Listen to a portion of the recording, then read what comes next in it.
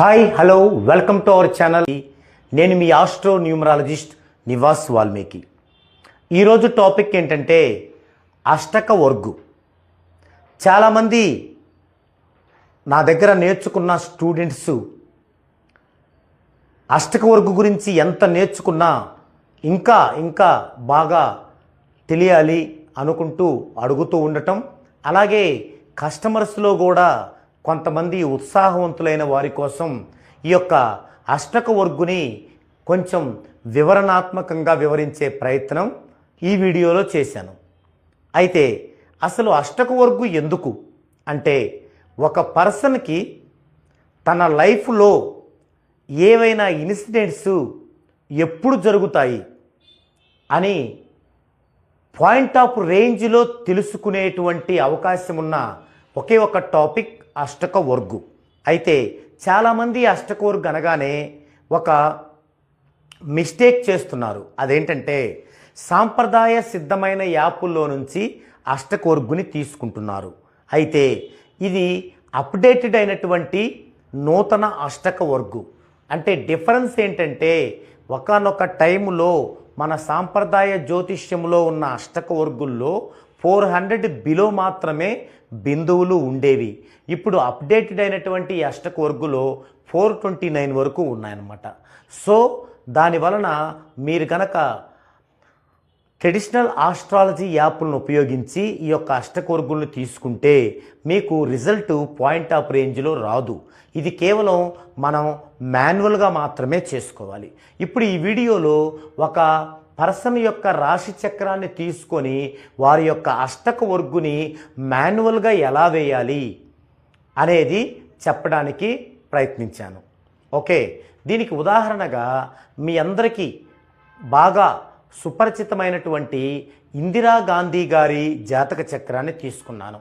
ఎందుకంటే మనం ఈ యొక్క అష్టక వర్గును ఉపయోగించి వివాహానికి సంబంధించి కానీ లేదా చనిపోవడానికి సంబంధించి కానీ డేట్స్ కూడా మనం తెలుసుకోవచ్చు అనమాట. అయితే ఏదో ఒక ఉదాహరణ తీసుకొని వీరి వివాహం ఇప్పుడు జరిగింది లేదా జరగబోతుంది లేదా వీరు ఇప్పుడు చనిపోబోతున్నారు అంటే ఈ మధ్య సోషల్ మీడియాలో ఏమంటున్నారు, వాళ్ళ ప్రమేయం లేకుండా అవి చెప్పకూడదు అంటున్నారు.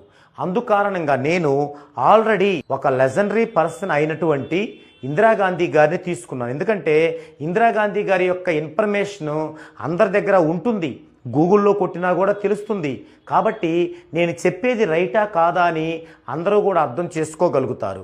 ఈ కారణంగా నేను ఇందిరాగాంధీని ఉదాహరణగా తీసుకోవడం జరిగింది. ఓకే, ఇక్కడ చూసినట్లయితే ఇది ఇందిరాగాంధీ గారి జాతక చక్రం, రాశి చక్రం. వీరు నవంబర్ 19, 1917లో 11:37 సాయంత్రం నైటు అలహాబాదులో జన్మించారు. వీరి యొక్క రాశి చక్రం ఇలా ఉంది. అంటే వీరి యొక్క లగ్నం వచ్చేసి సింహరాశిలో పడింది.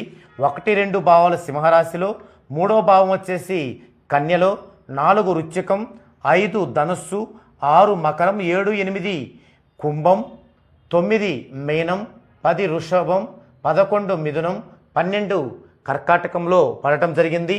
అలాగే ఈ యొక్క గ్రహాలు కూడా ఎక్కడెక్కడ పడ్డాయో నేను డిగ్రీలతో సహా తీసుకోవడం జరిగింది. ఇప్పుడు ఒకరి యొక్క రాశి చక్రం ఇలా గనక మనం వేసుకోగలిగితే, ఇప్పుడు ఈ రాశి చక్రం నుంచి మనం అష్టక వర్గు టేబుల్స్ని ఎలా వేసుకోవాలి? అష్టక వర్గు టేబుల్స్ రవి, చంద్ర, కుజ, బుధ, గురు, శుక్ర, శని, రాహు, లగ్నం, ఇలా 9 టేబుల్స్ ఉంటాయి. ఈ 9 టేబుల్స్ని వేసుకున్న తర్వాత సర్వాష్టక వర్గు టేబుల్ ఉంటుంది.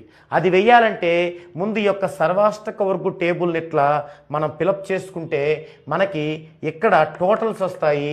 ఈ టోటల్స్ని మనం సర్వాష్టక వర్గు టేబుల్లో వేసుకుంటాం. అదే మనకి ప్రామాణికం.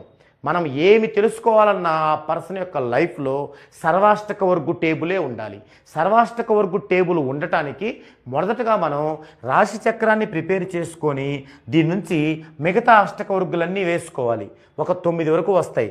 రవి నుంచి లగ్నం వరకు రవి చంద్ర కుజ బుధ గురు శుక్ర శని రాహు లగ్నం. అంటే రవి అష్టకవర్గు, చంద్రాష్టకవర్గు, కుజాష్టకవర్గు, బుధాష్టకవర్గు, గురాష్టకవర్గు, శుక్రాష్టకవర్గు, శనిష్టకవర్గు, రాహాష్టకవర్గు, లగ్నం అష్టకవర్గు, ఇలా అన్ని అష్టకవర్గులు వేసుకొని ఈ టేబుల్ని ఫిలప్ చేస్తే అప్పుడు మనకు కావలసిన సర్వాష్టకవర్గు వస్తుంది.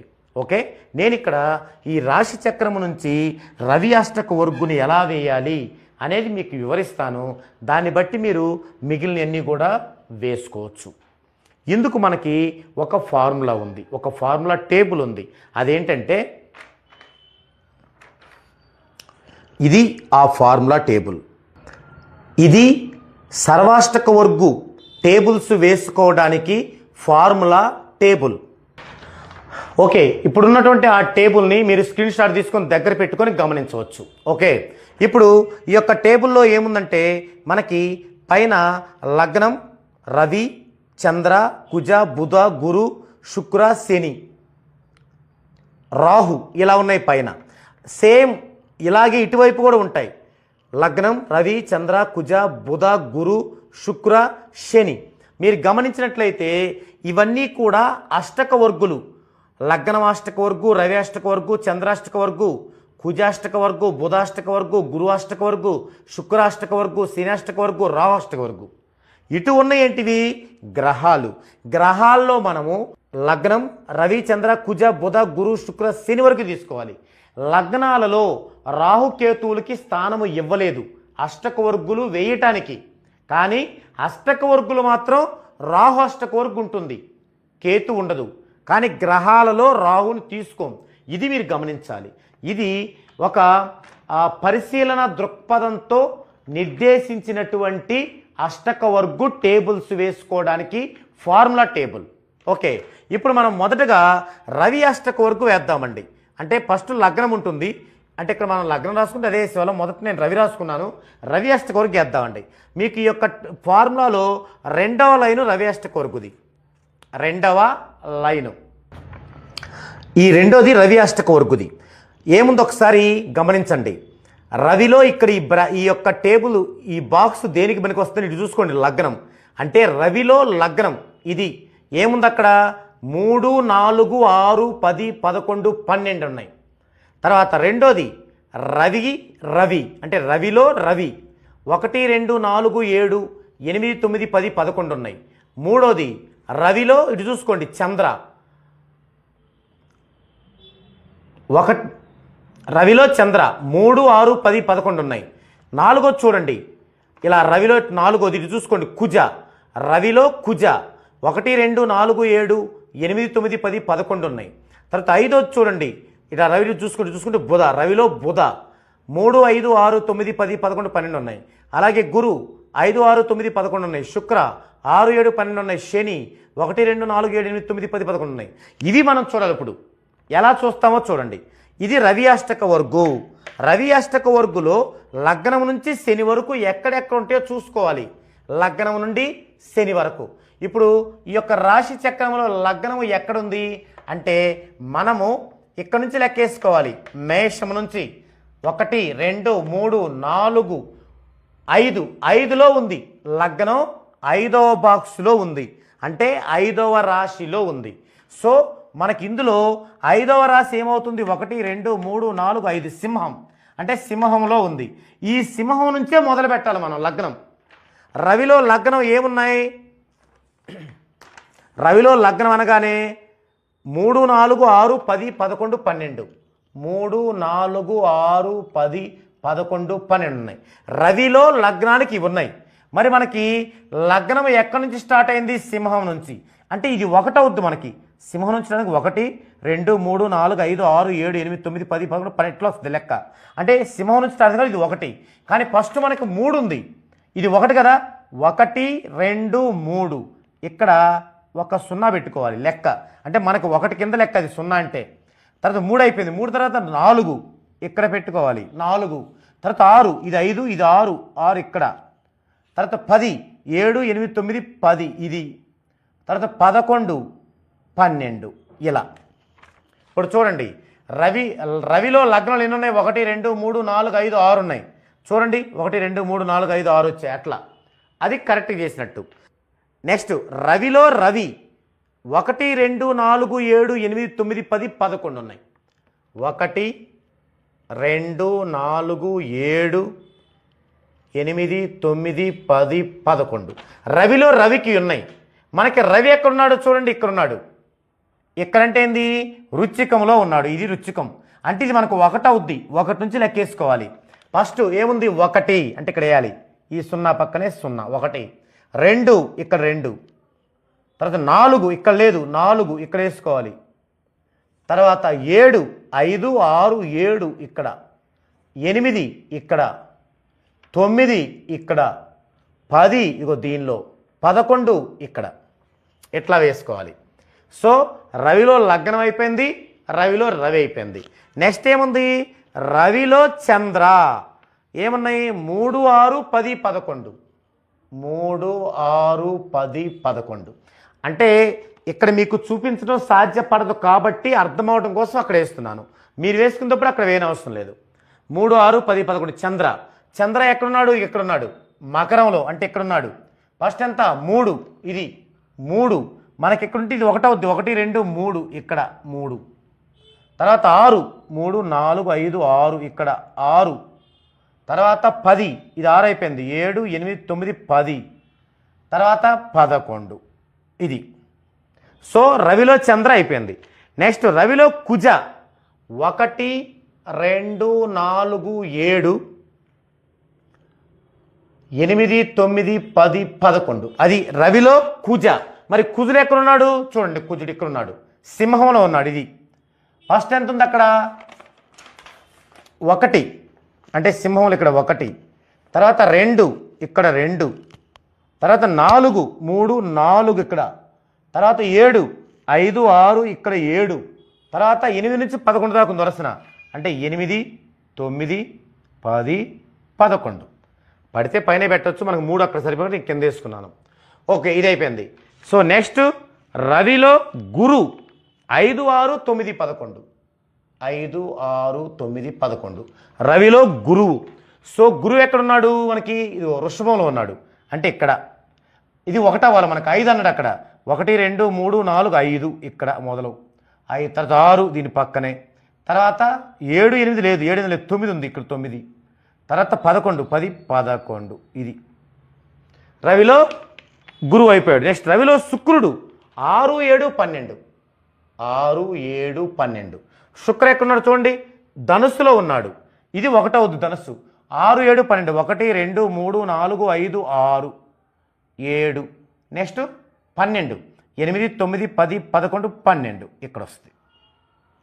సో రవిలో శుక్రుడు అయ్యాడు. ఇంకా లాస్ట్ రవిలో శని 1 2 4 7 8 9 10 11 8 9 10 11 శని ఎక్కడున్నాడు చూడండి. వీళ్ళలో శని చూసినట్లయితే ఇక్కడ ఉన్నారు కర్కాటకం. ఇది కర్కాటకం. ఫస్ట్ 1 అంటే 1 ఇక్కడి నుంచే మొదలు 2 ఇది 2 4 అంటే 3 లేదు 4 7 అంటే 5 6 7 తర్వాత 8 ఇది 8 9 ఇది 9 10 ఇది 10 11 ఇది 11 ఇది. సో మొత్తం కంప్లీట్ చేసాం మనం. అంటే రవిలో లగ్నం నుంచి శని వరకు మొత్తం చేసాం. ఇది రవి అష్టక వర్గు. ఇప్పుడు ఇందులో మేషం నుంచి ఏమున్నాయో అక్కడ సంఖ్యేసుకోవాలి. ఇది ఈ లైన్ రవి అష్టక వర్గుది. మేషంలో ఎన్ని ఉన్నాయి 2 ఉన్నాయి కాబట్టి ఇక్కడ మనం 2. తర్వాత వృషభంలో 5 ఉన్నాయి, ఇది పక్కన వృషభం 5. మిథునంలో 1 2 3 4 5 ఉన్నాయి, మిథునం 5.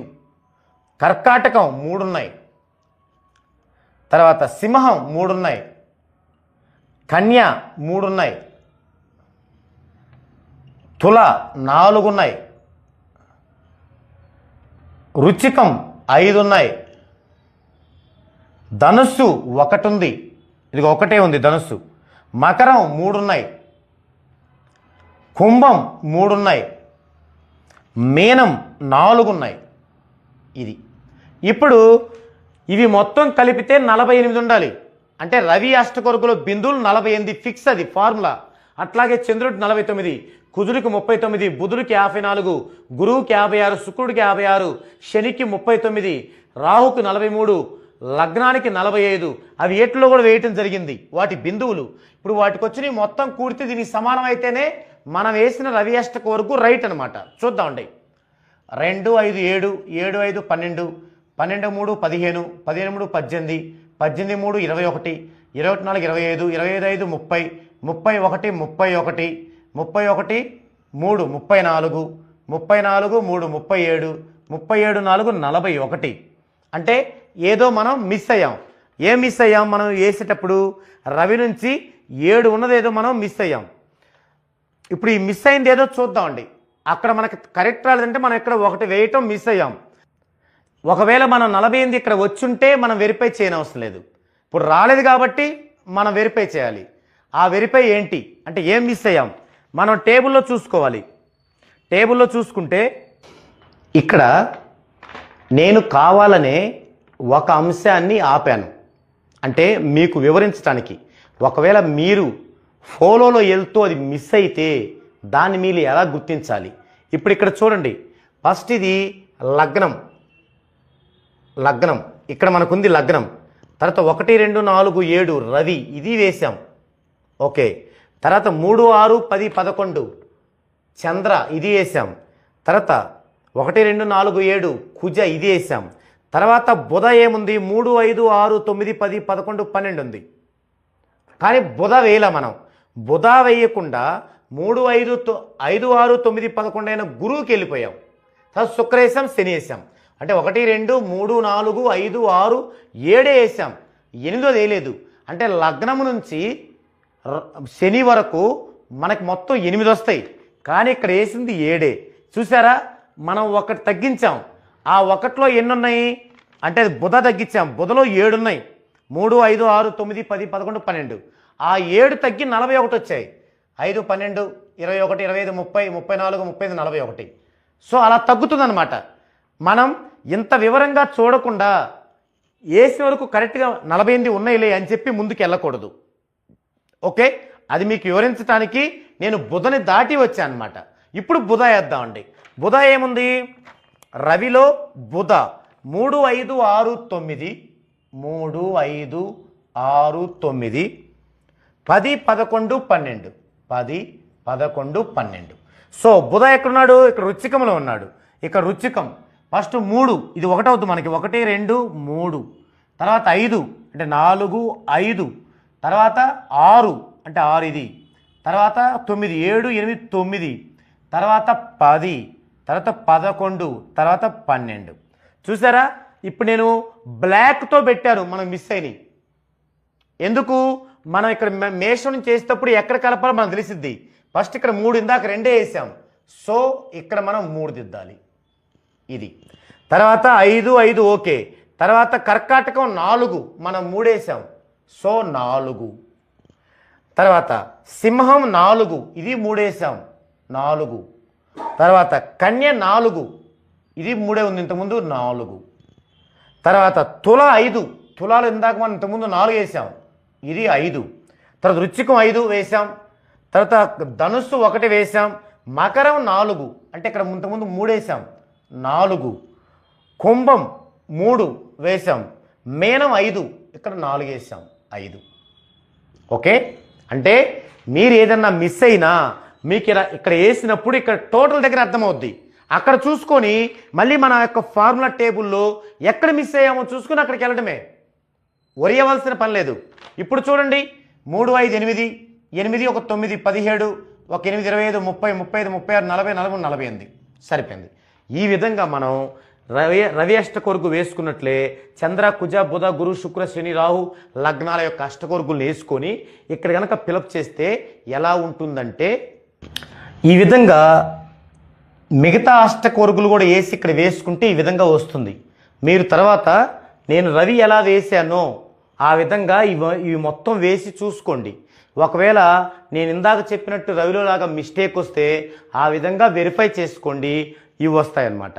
ఇప్పుడు వీటన్నిటి టోటల్ తీసుకోవాలి. మనం తీసుకుంటే 3 6 8 14 17 24 28 25 34 37 3 6 9 13 16 22 25 29 35 40 5, 10, 14, 17, 25, 33, 38, 6, 8, 12, 20, 22, 26, 5, 9, 14, 20, 29, 33, 37, 7, 14, 21, 25, 29, 32, 42, 6, 12, 22, 23, 29, 33, 36, 41, 3, 4, 7, 10, 15, 22, 26, 33, 38, 3, 6, 16, 21, 23, 28, 4, 3, 7, 9, 15, 22, 26, 34, 4, 6, 7, 18, 22, 31, 4,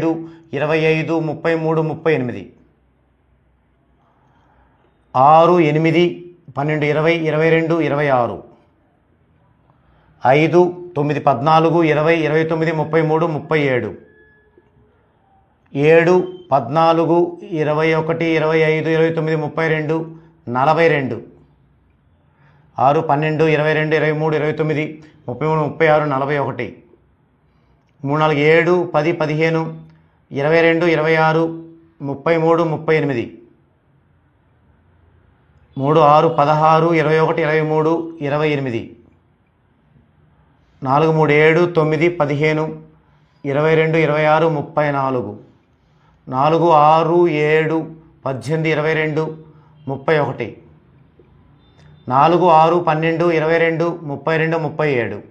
ఈ విధంగా టోటల్ వేసుకోవాలి. వేసుకొని ఇవన్నీ కూడుకుంటే 4, 29 రావాలి. చూద్దాం. 7, 15, 21, 28, 30, 31, 39, 47, 51, 52, 59, 9, 5 ఉంటుంది. 5, 3, 8, 11, 14, 16, 19, 23, 27, 30, 32, 35, 39, 42. సో ఇక్కడ ఇవన్నీ చూసుకున్నాక కూడా ఇక్కడ కూడా 429 రావాలి. ఇక్కడేమో అన్నీ కూడుకుంటే రావాలి, ఇక్కడ 429 రావాలి. ఇక లాస్ట్ ఇంకా కరెక్ట్, ఇంకెక్కడా తప్పు లేనట్టు అనమాట. ఇప్పుడు ఇక్కడ వచ్చిన ఈ టోటల్స్ మొత్తం తీసుకుంటే మనకి సర్వాష్టక వర్గం వస్తుంది.